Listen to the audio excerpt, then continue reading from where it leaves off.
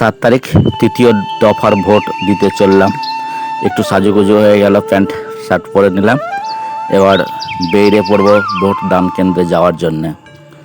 তো বাড়িতেই ছিলাম, বাড়ি থেকে বেরোবার সময় আমি একটু আপনাদের দেখানোর চেষ্টা করছি।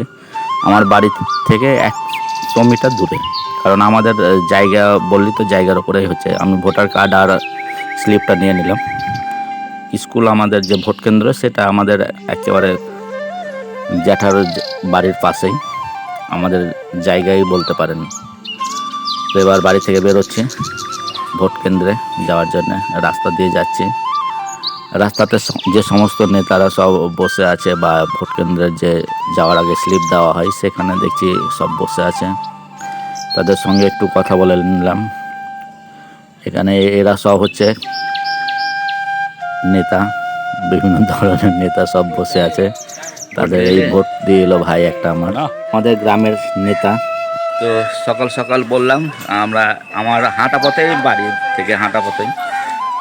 ভিতরের দৃশ্যটা তুলে ধরতে পারলাম না, কারণ ক্যামেরা অ্যালাউ ছিল না। তো আজ এই পর্যন্ত আমার ভোট কেন্দ্রে যাওয়া পর্যন্ত ভিডিও আজকে করলাম।